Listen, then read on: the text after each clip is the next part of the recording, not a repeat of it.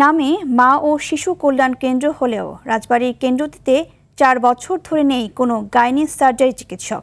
বন্ধ caesarean section, গর্ভবতী নারীরাও পান না চাহিদা মতো সেবা। অন্যদিকে ব্যবহার না হওয়ায় বদ্ধ রুমে নষ্ট হচ্ছে ৫ কোটি টাকা মূল্যের চিকিৎসা সরঞ্জাম।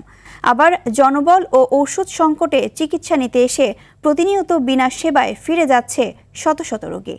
রাজবাড়ী থেকে এম মনিরুজ্জামানের পাঠানো তথ্যচিত্রে বিস্তারিত জানাচ্ছেন সুলাইমান কবির।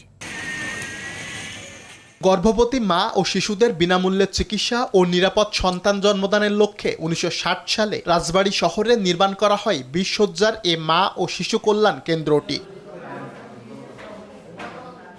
একসময় প্রসূতি মা ও শিশু রোগীদের ভিড় থাকলেও বর্তমানে হাসপাতালটিতে শুনশান নীরবতা। ২০২১ সালে প্রতিষ্ঠানটিতে সবশেষ সিজারিয়ান অপারেশন হয়। এরপর থেকেই নেই গাইনি সার্জারি চিকিৎসক। এতে বন্ধ সিজারিয়ান সেকশন, ফাঁকা ওয়ার্ড ও বেড। ব্যবহার না হওয়ায় নষ্ট হচ্ছে কোটি টাকার চিকিৎসা সরঞ্জাম। অন্যান্য বিভাগেও রয়েছে জনবল সংকট।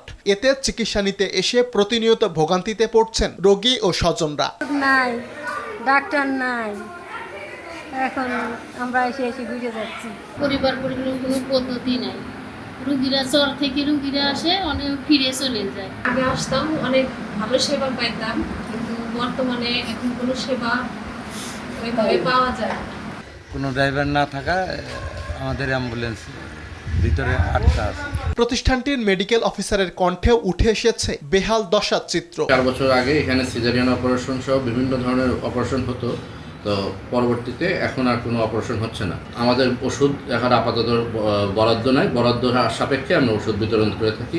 দ্রুত মা ও শিশু কল্যাণ কেন্দ্রটি পূর্ণাঙ্গ রূপে চালুর আশ্বাস দিয়েছেন সংস্কৃতি বিষয়ক প্রতিমন্ত্রী আলী নেওয়াজ মাহমুদ খৈয়ম। সমস্ত কিছুই খুবই একটা নাজুক পরিস্থিতিতে আছে। আমি আশা করি ২-১ মাসের মধ্যে রাজবাড়ী হাসপাতাল একটা কার্যকর এবং শিশু সদনও একটা কার্যকর চিকিৎসা কেন্দ্র হিসেবে পরিণত হবে। দ্রুত কেন্দ্রটি চালু করে মা ও শিশুদের নিয়মিত স্বাস্থ্যসেবা নিশ্চিত করবে সংশ্লিষ্ট দপ্তর, এমনটাই প্রত্যাশা ভুক্তভোগীদের। সুলাইমান কবির, RTV।